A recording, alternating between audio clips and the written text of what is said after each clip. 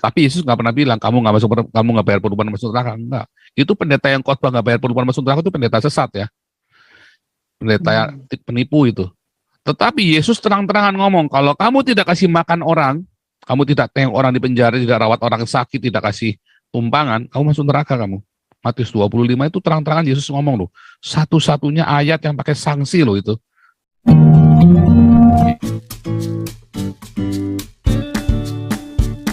Ini Pak Ardiansa Bangun, terus nanti Ibu Wonder Woman sama Samosir. Nah, ini kita belum putar video nih ya, tapi nanti dulu deh, ini biar selesai dulu nih. Pak Ardiansa Bangun dulu, silakan. Shalom Pak. Shalom. Shalom semua yang ada di Zoom maupun yang di YouTube. Pak, saya mau kasih pendapat aja mengenai tentang judul yang Bapak kasih ini kan memang harus diviralkan viralnya Pak ini Pak. Sehingga memang banyak oknum-oknum dan kita melihat Densus 88 kan sudah menemukan banyak organisasi-organisasi garis keras Pak. Ada berapa itu yang ditemukan itu kan, yang tadi pagi itu yang diberitakan. Nah itu memang gereja-gereja di Indonesia ini banyak cari amannya, ya, banyak cari aman. Jadi gereja yang sekarang ini harus orang-orang yang ada di gereja ya, maksud saya orang-orang gereja, orang-orang yang di gereja itu kan banyak yang cari aman Pak, tinggal di situ, makan di ini ya, hanya cuman begitu-gitu aja. Saya melihat itu kebanyakan gereja seperti itu Pak, dan para pemimpin-pemimpinnya sama saja. Ya. Para pemimpin itu udah banyak Pak, itu udah saya lihat kemana-mana, saya udah jalan itu Pak, semua begitu Pak rata-rata. Ya. Cari aman, ya, cari aman Pak. Nah itu Pak. Nah orang Kristen sekarang ini yang mau saya sorot itu adalah orang Kristen yang bodoh, yang kemarin itu sama Pak siapa itu yang kemarin bilang hanya doa, cukup doa, ya itu ya gemblung aja itu. Kalau cuman doa selesai, ya dari dulu aja berdoa udah selesai Indonesia atau dunia ini. Tapi kenapa makin parah? Nah, apakah cukup hanya doa? Nggak cukup. Nah, orang-orang Kristen yang ada di gereja, yang tinggal cari aman di gereja, ayo bergerak. Nah, jangan bodoh. Ya. Nah, ini banyak sekali orang-orang Kristen cari aman, kerjaan Tuhan, sudah ada Nabi 26, betul, sudah terbit. Tapi apa yang harus kita buat? Apa yang harus kita lakukan? Ya. Jangan sampai hilang momentumnya. Jangan hilang momentumnya. Karena hari ini saatnya kita mau bergerak semuanya. Jangan cari aman ini karena memang terbatas juga Pak. Karena yang seperti tadi Pak siapa tadi yang Pak Tambunan ya. Karena di gereja itu Pak takutnya kehilangan komunitas, takut tidak siapa yang ngurus nanti tentang kematian, pernikahan dan lain-lain. Nah itu ketakutan-ketakutan yang ada di jemaat sebetulnya Pak. Kebanyakan seperti itu. Nah, ini ya saya mau bilang orang-orang gereja ini jangan bodoh. Sekarang waktunya harus diviralkan. Kalau enggak, yang seperti Pak Paul bilang tadi, orang-orang gereja lah yang pertama yang dipenggal kepalanya. Ya, itu udah pasti. Dan itu sudah terjadi di Timur Tengah. Itu terjadi. Jangan bilang hanya doa. Doa dan bekerja, lakukan. Ya itu aja sih Pak. Cuman agak sedikit, memang agak panjang sih Pak kalau mau ngurusin orang gereja yang seperti Bapak bilang tadi, PGI aja udah mualaf. PGI-nya aja udah mualaf. Iya. Berkati, Oke. Pak. Wonder Woman silakan. Lalu Pak Samosir siap-siap ya. Wonder Woman silakan. Ya, shalom Pak Pol. Shalom Ibu Wonder Woman. Dan shalom juga buat teman-teman yang ada di channel Zoom dan di YouTube. Pak Pol, tadi saya sempat mendengar tentang pendeta-pendeta ya yang dalam tanda kutip mungkin yang kelebihan duit lah Pak Pol gitu ya. Jadi mungkin saya kali ini akan bertanya kepada Pak Pol. Ini mengenai, karena kalau udah bicara duit pendeta kan tidak lepas dari yang namanya perpuluhan ya Pak. Nah, pertanyaan saya begini Pak Pol, apakah perpuluhan itu adalah satu kewajiban bagi jemaat? Satu itu Pak Pol. Yang kedua, bagaimana sesungguhnya perpuluhan itu diaplikasikan di dalam kehidupan bergereja? Yang ketiga, apakah benar bahwa perpuluhan itu adalah haknya pendeta?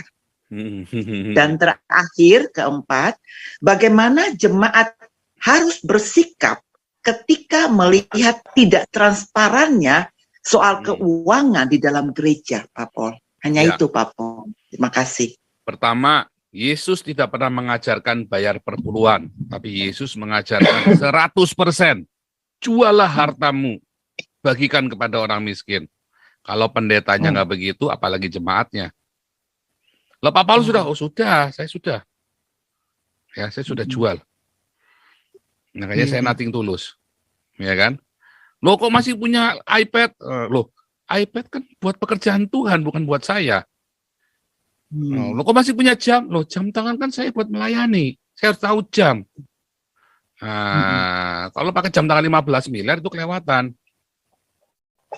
Jadi apa yang kita miliki, itu milik Tuhan. Tapi kalau yang kita miliki 15 miliar, saya kira Tuhan tidak berkenan. Tuhan lebih suka kita kasih makan orang miskin daripada dandanin kita mewah-mewah. Ya, tak? Nah, bunga di padang dia hiasi. Yang padahal besok mau dibuang. Tetapi Tuhan lebih mengutamakan supaya kita memberi makan fakir miskin. Itu ya. Nanti alasannya nanti pendetanya jawabnya apa?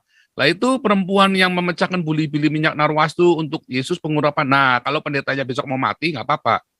Nah, mungkin dikasih dikasih narwastu. Ya kan? Kan si Yudas kan bilang lebih baik uangnya kan dibagi orang miskin. Terus Yesus bilang orang miskin selalu ada padamu. Apa yang dilakukan perempuan ini adalah untuk mengurapi hari kematianku. Nah, kalau pendetanya minggu depannya mau mati, mau jadi martir nggak apa-apa. Nah, dikasih minyak narwastu. Tapi bukan pakai jam tangan 15 miliar. Satu, perpuluhan bukan ajaran Tuhan Yesus. Perpuluhan adalah ajaran perjanjian lama. Di dalam perjanjian lama, itu kalau Anda perpuluhan harus disunat. Kalau nggak sunat, nggak bisa. Karena perpuluhan itu ajaran dari perjanjian lama, yaitu sunat. Abraham sunat. Ya, Abraham pun sunat. Kalau mau perpuluhan, harus disunat. Nah, perpuluhan itu buat apa? Apakah haknya pendeta? Bukan. Perpuluhan itu dibagi dua. Satu, untuk para Lewi, artinya bukan cuma pendeta doang, tapi dibagi semua full-timer di gereja. Kedua, untuk fakir miskin. Itu bolak-balik 3 kali atau 4 kali ditulis di Alkitab. Perpuluhan itu untuk Lewi dan untuk fakir miskin. Serius, itu ditulis ada ayatnya di Imamat. Itu bolak-balik saya embun pagi saya ngajarin. Ya. Perpuluhan itu untuk fakir miskin, ya. Setiap tahun ketiga dikumpulin. Ya, semua perpuluhan itu dibuka supaya orang asing, janda-janda miskin, anak yatim mendapat makanan yang layak. Iya. Itu beneran. Jadi kalau gereja perpuluhannya dimakan sendiri, nggak dikasihkan ke fakir miskin, itu gereja sesat. Oke. Dan bagaimana mensikapi keuangan gereja yang tidak transparan? Tinggal aja gerejanya. Kenapa harus pergi ke gereja itu lagi? Ya kan gitu aja, tinggal aja. Emang kenapa? Yesus tidak membangun organisasi gereja. Ia membangun gereja yang adalah kita nih. Kita ini gereja nih. Bukan organisasi gereja. Salah. Dulu tahun 70-an, Bangkit Persekutuan Doa, hebat. Semua penginjilan. Itu benar-benar penginjilan ya. Banyak orang Islam yang dimenangkan, termasuk Yusuf Roni. Ya. Hamran Amri itu semua dimenangkan di persekutuan doa semua tuh. Ya, banyak Iya. orang-orang dimenangkan melalui persekutuan doa. Ya, termasuk banyaklah. Tahun 90-an mulai teriak, Tuhan tidak membangun persekutuan doa, Tuhan membangun gereja. Si pendetanya ini mulai akal bulus, licik-licik nih. Iya. Yang dimaksud gereja adalah organisasi gereja. Makanya semua persekutuan doa tiba-tiba nih, gereja api kemuliaannya, gara-gara KKR api kemuliaannya Reinhard Bonnke. Yang api kemuliaannya tercurah dari itu jadi gereja api kemuliaannya. GBI Sungai Yordan. Jadi semua habis KKR gede-gedean jadi gereja mereka. Organisasi gereja mereka dulu persekutuan doa yang efektif dan mereka benar-benar memenangkan jiwa dulu. Setelah jadi gereja, mereka nyedotin jemaat dari gereja lain, bukan memenangkan jiwa lagi. Sebagian besar jemaat GBI, saya berani taruhan, 90% jemaat GBI itu nyedotin dari gereja lain, bukan dari orang Islam yang bertobat. Oh. Serius. Serius, saya nggak main-main ya. Gereja karismatik yang lain sama, ya Mawar Harun juga sama, Tiberias juga sama. Kalau GKI itu memang kebanyakan dari orang-orang Konghucu, orang-orang itu kan dari sana. Ya, kalau GKJ memang banyak orang-orang dari Kejawen. Justru mereka lebih banyak memberitakan Injil loh daripada orang gereja karismatik. Dan mereka tidak menekankan perpuluhan loh, malah. Mereka diakoninya gila-gilaan loh. GKJ, GKI itu diakonianya gila-gilaan loh. Iya. Justru banyak pendeta yang mengajar perpuluhan, itu pengajarannya nggak benar loh. Ada suruh cium kaki sepatunya hamba Tuhan, ada segala macam ya. Iya. Lalu bagaimana seharusnya? Seharusnya semua persembahan itu utamakan untuk diakonia. Kalau di situ ada pemimpinnya, hamba Tuhan, ya harus digaji dong. Orang dengerin Mario Teguh kita bayar kok, masa dengerin pendeta khotbah nggak dibayar, enak aja maunya gratisan. Bayar dong. Itu. Jadi pendeta itu digaji yang benar. Bukan terima perpuluhan. Digaji dari uang perpuluhan. Digaji dengan layak, jangan umpah-umpakan. Ya. Yang wajar dong. Kalau di GKI saya kira wajar gajinya. Kayak eselon 1, eselon 2 kayak gitu kan. Ya. Wajar. Gaji dengan profesional. Tugasnya juga tugas yang profesional. Pendeta GKJ, GKI, HKBP itu digaji. Cuman saya di HKBP akhirnya menjadi ajang untuk cari status sosial, ya ngeri loh. Sayang sekali. Ya, walaupun HKBP yang diakonio banyak, yang kencang juga banyak ya, tapi kan itu kan gereja adat, beda lagi. Nah, jadi sebenarnya hati-hati. Ya, hati-hati. Nah, itu kesalahan dari gereja. Nah, dibisniskan, salah kaprah, dan mereka menipu. Gereja-gereja karismatik ini banyak menipu jemaat loh ya. Dalam masalah keuangan mereka berbisnis. Sebenarnya. Mereka membawa akhirnya ke berhala yang baru. Nah, bukan karismatik yang salah, tetapi saya bilang banyak karena kebablasan. Jadi, hati-hati. Perpuluhan itu yang Alkitabiah adalah untuk fakir miskin, diakonia. Itu yang Alkitabiah. Karena ya di Alkitab, ya di Perjanjian Baru tidak ada satupun kita disuruh bayar perpuluhan. Di Perjanjian Baru kita disuruh berdiakonia. Bahkan Yesus bilang, kalau kamu tidak kasih makan orang miskin, masuk neraka kamu. Tapi Yesus nggak pernah bilang kamu nggak bayar perpuluhan masuk neraka. Enggak. Itu pendeta yang khotbah nggak bayar perpuluhan masuk neraka itu pendeta sesat ya. Pendeta yang penipu itu. Tetapi Yesus terang-terangan ngomong, kalau kamu tidak kasih makan orang, kamu tidak tengok orang di penjara, tidak rawat orang sakit, tidak kasih tumpangan, kamu masuk neraka kamu. Matius 25 itu terang-terangan Yesus ngomong loh. Satu-satunya ayat yang pakai sanksi loh itu. Bukan satu-satunya kisah yang pakai sanksi. Ya kan, kalau kamu nggak kasih makan orang miskin, ketika aku miskin, ketika aku lapar, ketika aku haus, ketika aku telanjang, ketika aku sakit, ketika aku di penjara, kamu tidak melakukan yang harusnya kamu lakukan, masuk neraka kamu. Ya, jadi yang benar adalah semua perpuluhan dan persembahan itu masuk untuk apa? Fakir miskin. Lalu kayak saya gimana?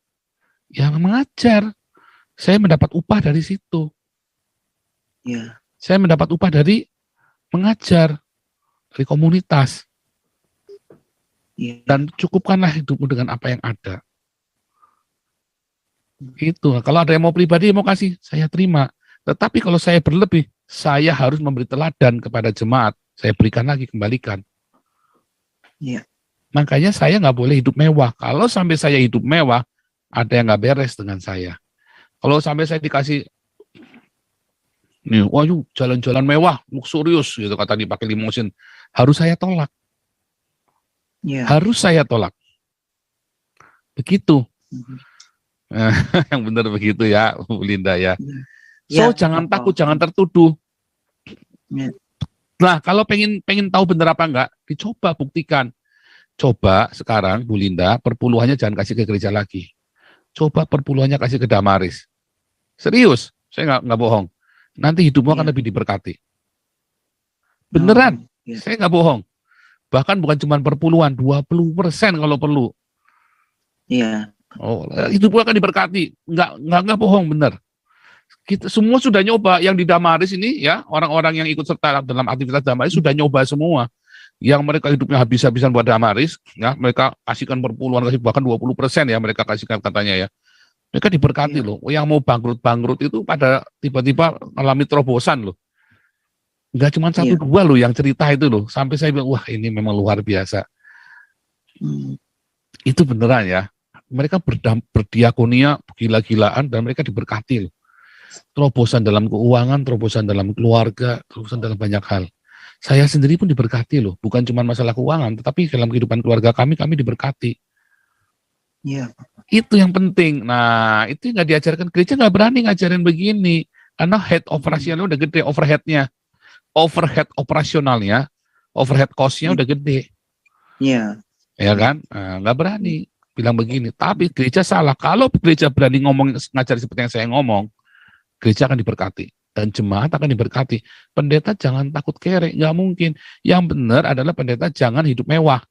Masalahnya kan sekarang mereka sudah terlanjur hidup mewah. Bagaimana menurunkan standar hidup mereka? Susah.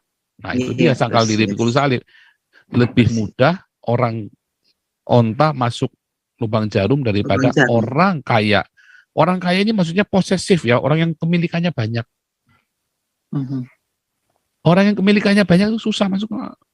Ya termasuk pendeta 15 miliar, susah masuk kerajaan surga. Lebih mudah onta masuk lubang jarum daripada pendeta 15 miliar masuk kerajaan surga loh. Karena kemilikannya banyak, berat, repot, tambun. Ya. Gitu Bu Linda.